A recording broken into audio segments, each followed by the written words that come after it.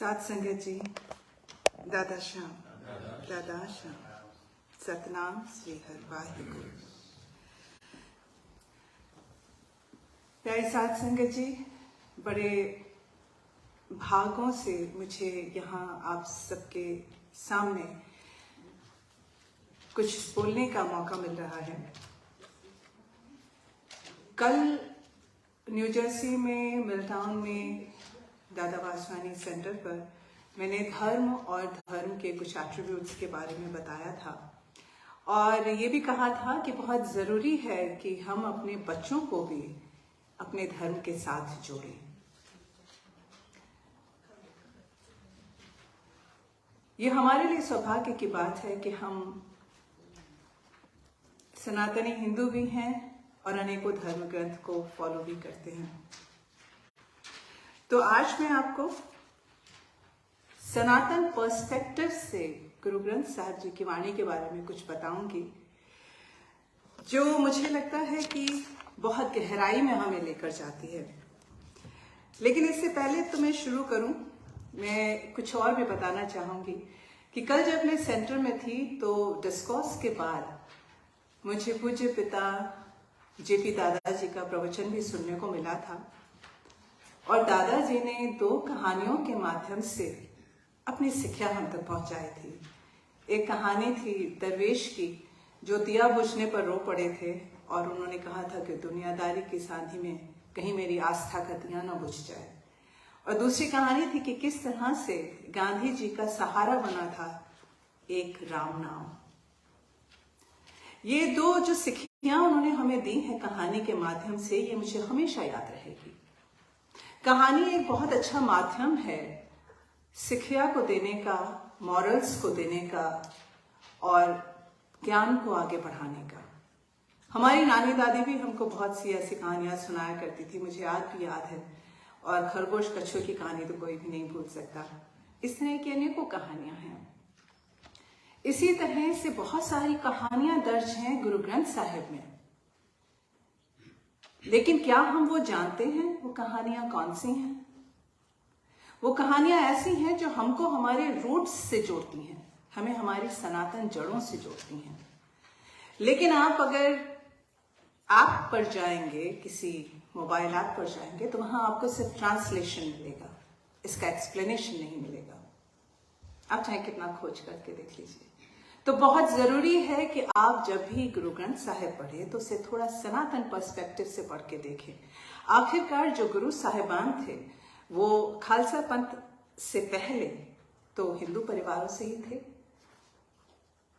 अपार ज्ञानी, गुणी गुणवान और इतने ज्ञानवान कि अपनी शिक्षा को उन्होंने हर तरीके से हम तक पहुंचाने की कोशिश की है।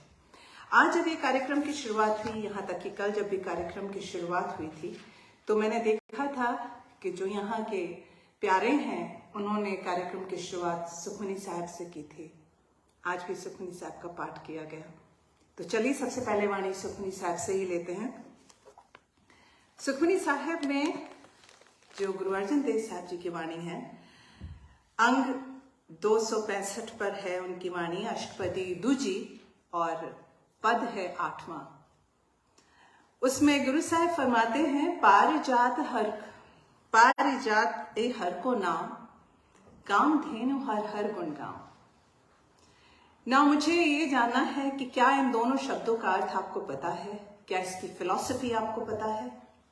हम पाठ तो करते हैं, भक्ति पूरी है, लेकिन क्या ज्ञान भी है कि इस 2 पंक्तियों के माध्यम से गुरु साहिबान हमें किस फिलॉसफी से जोड़ना चाहते हैं, कौन सी वो वैदिक फिलॉसफी है। तो सबसे पहले तो मैं आपको ये बताऊं कि ये सिखी फिलॉसफी नहीं है, ये वैदिक सनातनी फिलॉसफी है, जहां पारिजात का नाम भी आता है, जहां कामधेनु का नाम भी आता है। अगर आपने समुद्र मंथन की कहानी सुनी है, किसने किसने सुनी, एक बार जरा मुझे हाथ उठा के बता दें। समुद्र मंथन की कहानी, बहुत अच्छा। फिर भी मैं थोड़ा सा समअप कर देती हूँ जल्दी जल्दी, जिनको नहीं पता कि समुद्र मंथन की जो कथा है ये भागवत पुराण में भी मिलती है, विष्णु पुराण में भी मिलती है, भागवत कथा में भी मिलती है। इसके अनुसार कि एक बार जब मंथन हुआ था देवताओं और असुरों के बीच में, तो विष्णु भगवान ने अपनी पीठ के ऊपर मरु पर्वत बिठा के और वासुकी नाग के साथ मंथन किया था, तो उसमें से 14 रत्न निकले थे। पहला था विष, जिसे शंकर भगवान ने पिया था तो वो नीलकंठ कहलाए थे, और अंतिम था अमृत। Now it has a philosophy behind it. वो कहते हैं कि यही काम हम अपनी जिंदगी में जब करते हैं तो हमें भी पहले विष मिलता है, बाद में अमृत मिलता है। बीच में 14 रत्न हैं। ये 14 स्टेजेस हैं हमारी अमृत पाने तक की। जैसे जब भी कभी हम वो हमें ये समझाता है कि जब हम भगवान विष्णु जो कुम्र अवतार में थे, उस भगवान के ऊपर अपनी आस्था टिकाकर अपनी इच्छा शक्ति के साथ अपने विचारों का चिंतन मनन मंथन करते हैं, तो सबसे पहले तो बुराइयां बाहर आती हैं विष के रूप में, वो निकल जाती हैं। वहां से ग्रेजुएट होने के 14 स्टेप्स हैं। 14वें स्टेप पे हमें अमृत मिलता है, यानी अपने विचारों का क्रीम, उसका सत्य। जब वो सत्य हमें मिलता है तो हमें पता चलता है कि हमारे अंदर क्या क्या छिपा था। इसके लिए चिंतन मनन बहुत जरूरी है। ये तो इसकी फिलॉसफी। साथ में निकले पारिजात और कामधेनु।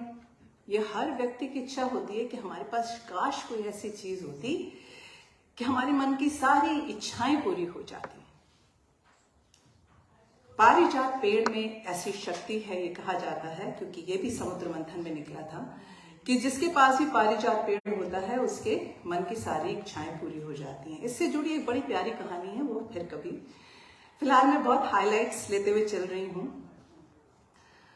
तो गुरु साहब यहां फरमाते हैं, पारिजात ए हर को नाम, कि आपको मंथन करना जरूरी है, लेकिन मंथन करने के बाद आपको उन रत्नों पे अटकना नहीं है।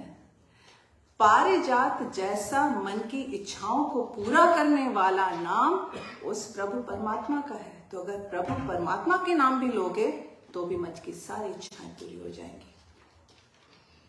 दूसरी पंक्ति में कहते हैं, कामधेनु हर हर गुण गाम। वो कहते हैं कामधेनु जो पवित्र गाय है, जिसे सब हिंदू अपनी मां के समान पूजते हैं। पद्म पुराण में कहा गया है कि गाय के, कामधेनु के हर एक अंग में देवता निवास करते हैं ना। जब तक आप सनातन से नहीं जोड़ेंगे, आपको कामधेनु की सही फिलॉसफी, गुरु साहब की सही शिक्षा समझ में नहीं आएगी। कामधेनु के सींगों में विष्णु, शंकर, मस्तक पे ब्रह्मा और बहुत सारा वर्णन है। कहते हैं कि 33 तरह के देवी देवता कामधेनु में निवास करते हैं। और ये भी प्रश्न है कि अगर आप कामधेनु की पूजा करते हैं तो आप मान लीजिए आपने 33 तरीके के देवी देवताओं की पूजा कर ली, अलग अलग करने की जरूरत नहीं है। गुरु साहब ये कहते हैं कि अगर आप उस एक पार ब्रह्म परमात्मा का गुणगान भी करते हैं, आपको 33 तरह के देवी देवताओं का गुणगान करने की जरूरत नहीं है। एक नाम ही बहुत है। उस नाम के प्रति अपनी आस्था अटल रखनी है। इसीलिए गुरु साहब की वाणी कहती है, पारिजात ए हर को नाम, जो मन की सारी इच्छाएं पूरी कर देता है। कामधेनु हर हर गुणगान, और कामधेनु मतलब भगवान के गुणगान, उनका शुक्राना करने का मतलब है, उनके प्रति ग्रेटिट्यूड दिखाने का मतलब है कि आपने 33 तरह के देवी देवताओं की पूजा कर ली। सिर्फ एक नाम ही काफी है। नाम की महिमा अपरंपार बताई गई है गुरु ग्रंथ साहिब जी की वाणी में। तो अगली जो वाणी मैंने यहां आज ली है, बहुत ही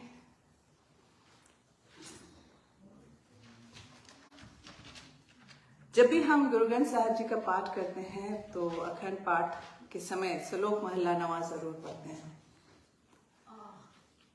सलोक महला नवा में जब दोहे छूटकर दोहरा शुरू होता है तो 53वें नंबर पे गुरु तेग बहादुर साहब जी की वाणी है, बल छुटक्यो बंधन परे कछ ना होत उपाय, कहो नानक अब ओट हर गज ज्यों ले होय सहाय। गज ज्यों ले होय सहाय। ना गज से क्या मतलब है यहाँ पे? क्या आपको पता है इसके पीछे भी बड़ी इंटरेस्टिंग कहानी है और एक सिखिया के साथ है ये कहानी। अगर आपको ये कहानी नहीं पता होगी तो आपको इसका सिर्फ शाब्दिक अर्थ पता चलेगा। चलिए कहानी मैं बताती हूँ, लेकिन इतना याद रखिएगा, ये सारा आपका होमवर्क चल रहा है, ये आपको याद रखनी है और घर जाके बच्चों को बताना है।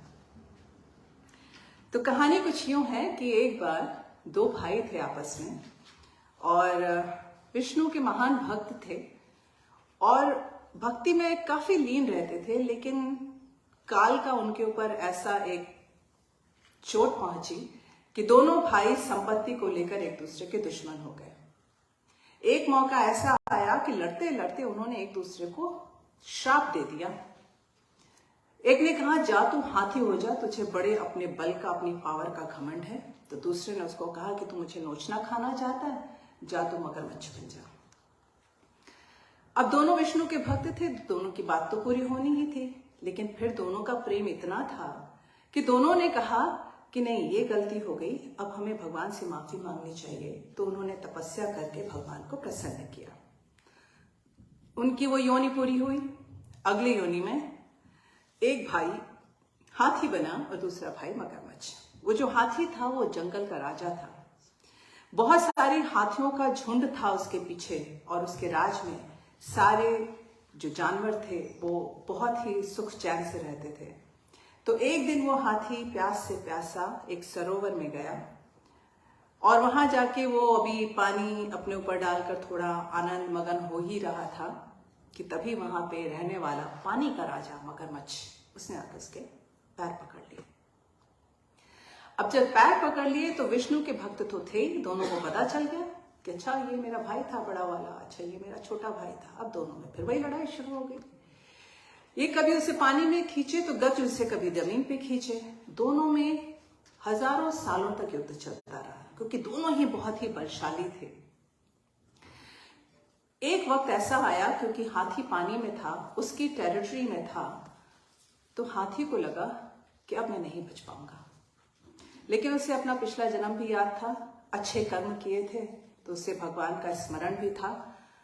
उसने सोचा अब मौत के मुंह में तो जाना ही है, एक बार भगवान को बुला के देखता हूं।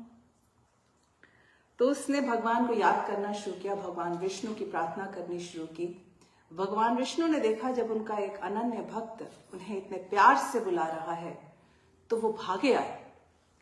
जब भागे आए और उस गजराज ने देखा कि भगवान विष्णु आ रहे हैं, तो उसने सरोवर से कमल तोड़ के अपनी सूंड में उनको दिया कि भगवान आपका स्वागत है। ये कुछ नजारा हमें पहले कहानी की किताबों में दिखा करता था, आजकल का तो पता नहीं। तो जब भगवान विष्णु आए, उन्होंने देखा कि ये तो दोनों मेरे भक्त हैं, अब क्या करें, किसको मारें, किसको बचाएं। तो उन्होंने क्या किया, अपना सुदर्शन चक्र लेकर मगरमच्छ के मुंह में फंसा दिया ताकि उसका मुंह खुल जाए। हाथी का पैर छूट गया। अब जब हाथी का पैर छूट गया तो हाथी ने बहुत बहुत शुक्राना उनका अदा किया, और प्रभु के हाथ लगे थे, तर्पण हो गया और वो वैकुंठ पहुंचा। इधर जब भगवान विष्णु उस मगरमच्छ के मुंह में सुदर्शन चक्र रख रहे थे, तो उसको हाथ से पकड़ा था, उसका भी तर्पण हो गया और वो भी वैकुंठ पहुंच गया। दोनों अपने भक्ति के कारण जब वहां पहुंचे तो हाथी ने गजेंद्र स्त्रोत लिखकर विष्णु भगवान को प्रसन्न किया था। अब गुरु साहब ने यही पूरी कहानी इन दो पंक्तियों में बताई है। गुरु साहब कहते हैं, बल छुटक्यो बंधन पड़े, कि भले ही आप कितने बलशाली क्यों ना हो, कितनी ही पावर क्यों ना हो, कितने ही पैसे वाले क्यों ना हो, लेकिन जब बंधन पड़ता है आपके ऊपर, जब दुख आता है, कष्ट आता है, तब कोई उपाय नहीं रहता। तब बचाने वाला सिर्फ वो परमेश्वर होता है।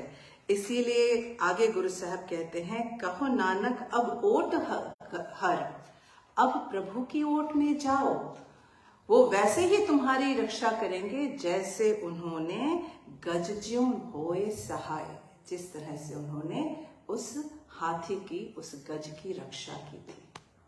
अब आप मुझे बताइए, आप में से किसको किसको ये कहानी पता है? आपको पता है? अरे वाह, क्या बात है।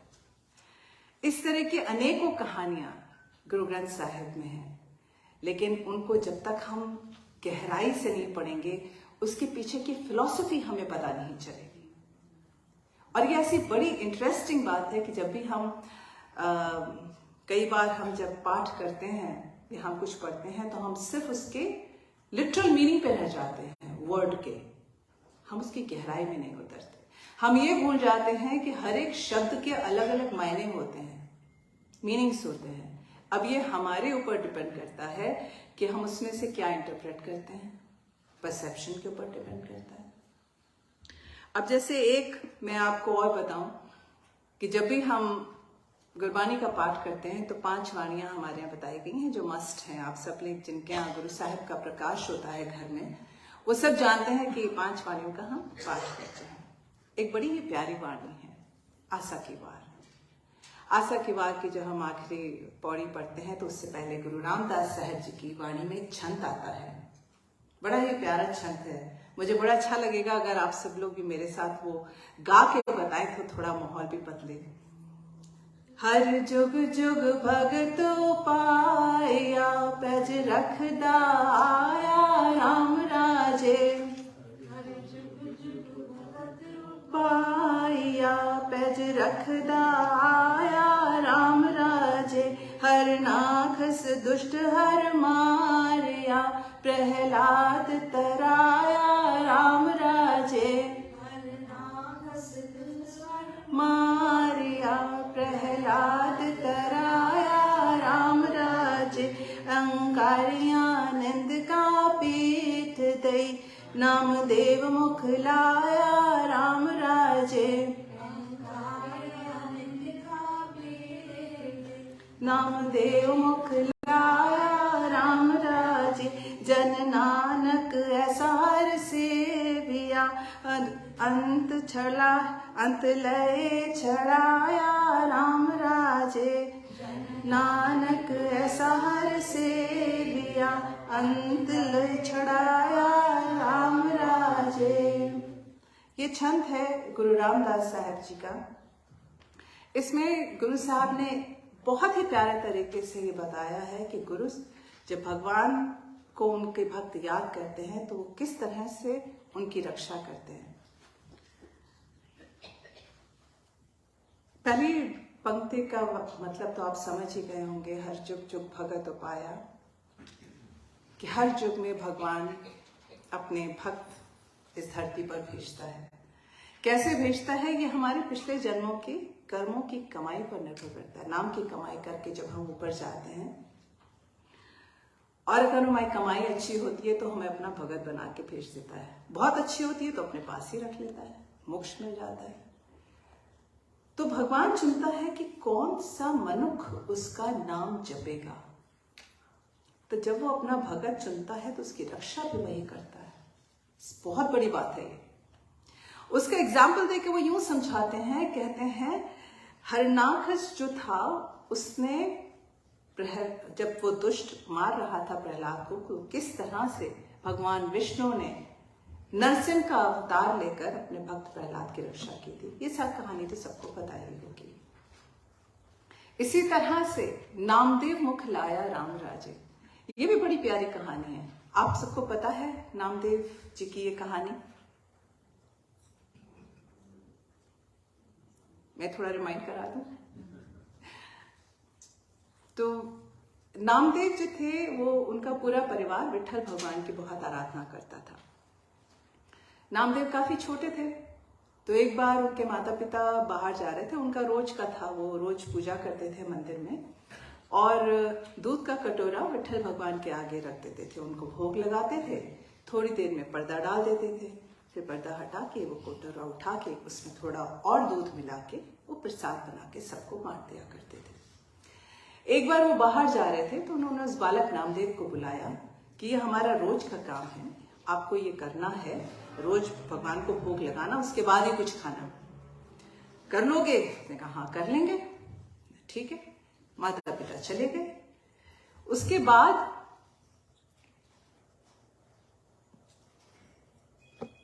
अगला दिन नामदेव दूध लेकर गए विठल भगवान के मंदिर, पर्दा खोला, दूध का कटोरा आगे रखा, बोला भगवान जी भोग लगाइए। अब वो इंतजार करने लगे कि भगवान भोग लगाएं, खत्म करे दूध का कटोरा तो मैं खाना खाऊं। बालक तो थे ही, देखा अरे आज नहीं किया तो उन्हें लगता है शायद मैंने कुछ गलती कर दी होगी, मेरी पूजा पद्धति सही नहीं होगी। I really don't know how to tell him. खैर खाना नहीं खाया क्योंकि भगवान ने भोग नहीं लगाया था। अगला दिन आया, फिर गए, 3 दिन हो गए, भगवान जी भोग ही नहीं लगा रहे थे। अब उनको, बच्चे को ये समझ में नहीं आया कि वो खाली उनको भोग का वो कहते थे और वो प्रसाद बना के ले लेते थे। वो तो यही मान के बैठे थे कि शायद वो दूध का कटोरा खत्म करेंगे और जब खत्म करेंगे तभी मुझे खाने को मिलेगा। 3 दिन हो गए, नहीं हुआ। अब तो बेचारा भूख से वो परेशान, बहुत मन्नतें की कि भगवान सॉरी, गलती हो गई, माफ कर दो, मुझे नहीं पता क्या करना है, दया करो, खा लो, मुझे बहुत भूख लगी है।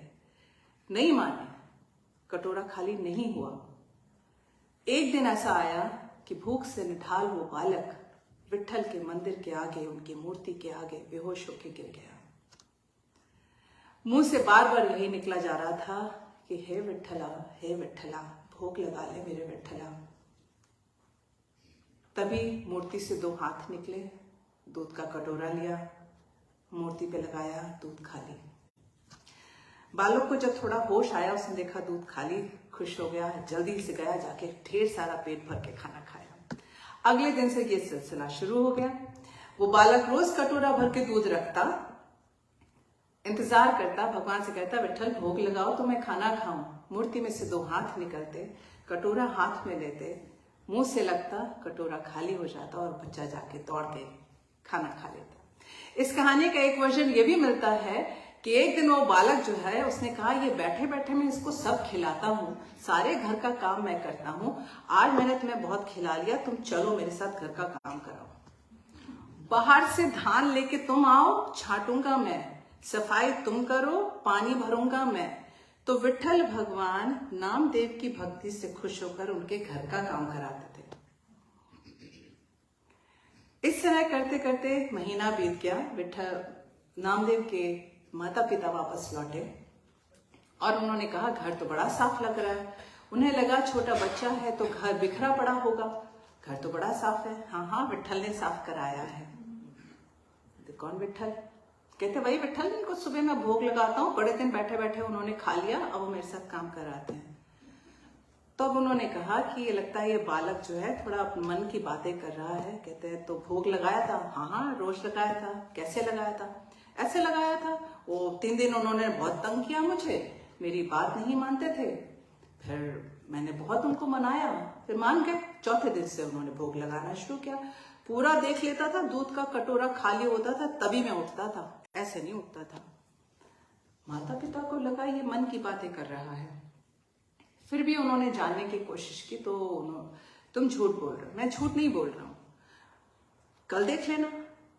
अगला दिन हुआ, सुबह का वक्त, वही समय, दूध का कटोरा नामदेव जी ने भगवान के आगे रखा।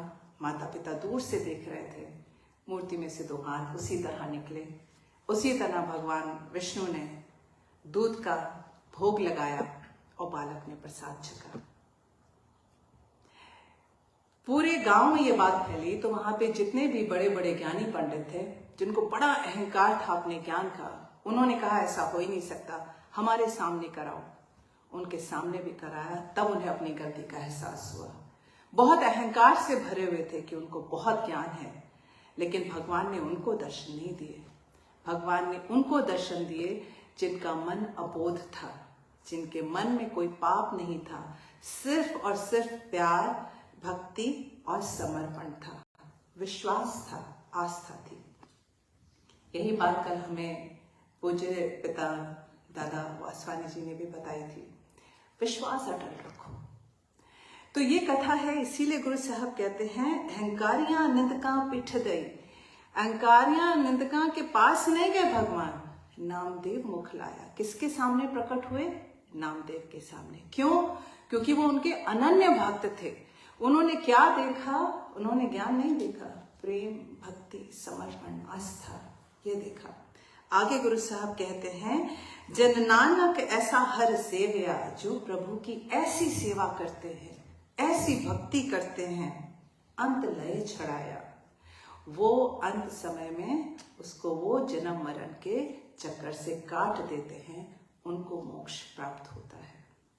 अब ये 3 कहानियां मैंने आपको बताई, इन तीनों में एक में फिलॉसफी है, दूसरे में जो मैंने आपको बताया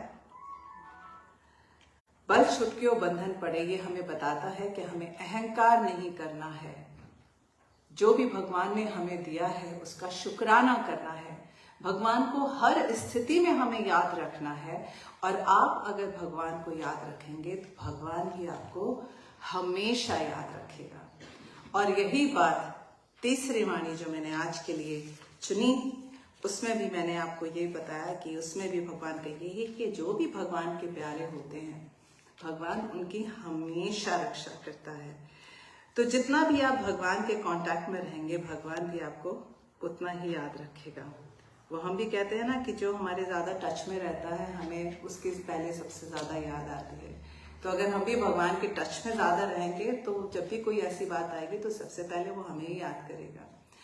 तो हमारे साथ भी अक्सर ये बड़ी प्रैक्टिकल सी बात है कि कुछ लोग जो हमें बहुत दिनों के बाद फोन करते हैं और अगर कुछ वो हमसे फेवर मांगते हैं तो हम कहते हैं अरे यार ये तो टच में रहता ही नहीं है, now why he is asking for this favour. It's the same thing. बस ये है कि गुरु साहिबान बहुत ही गहरी बात और ये बहुत स्तरों में बात, बहुत लैस में उन्होंने बात कही है, हमारे बच्चे समझ सकें, इसलिए हमने कहानियों के माध्यम से सिर्फ एक स्तर लेकर आपको बताया है, एक लेयर तक बताया है।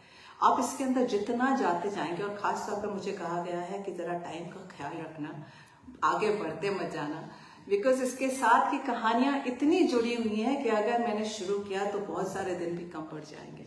सो I really have to check my watch now. इससे पहले कि मैं आज का, कहानियां तो बहुत है, मैंने 5 चुनी थी लेकिन 5 तो मैं शायद पूरी नहीं कर पाऊंगी।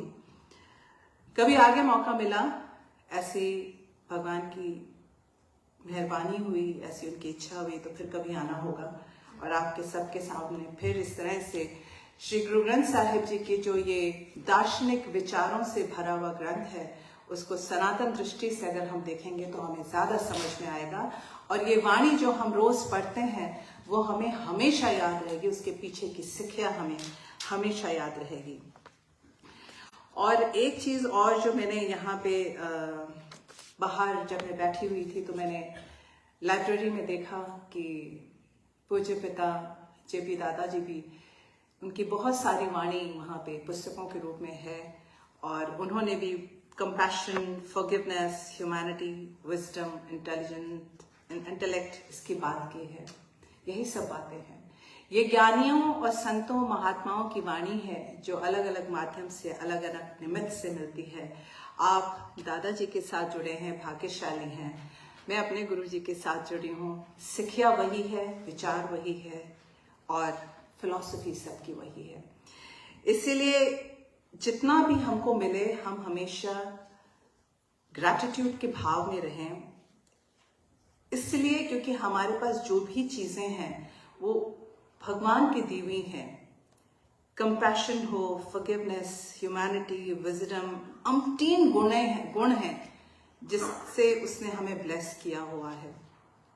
और या यूं कहें कि जो भी हमारे पास है ये सब उसी की वजह से है, इसलिए उसका शुक्राना हमें हर पल करना है, हर क्षण करना है और हर वक्त उसके साथ जुड़े रहना है कि जब उसकी कृपा हमारे ऊपर रहेगी तब हम हमेशा सुख, शांति और समृद्धि में रहेंगे। इसीलिए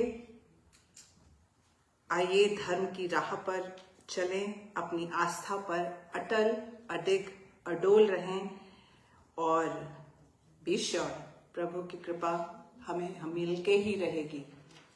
आप सबका बहुत बहुत शुक्रिया। सतनाम श्री हर वाहे गुरु। दादा श्याम, दादा श्याम।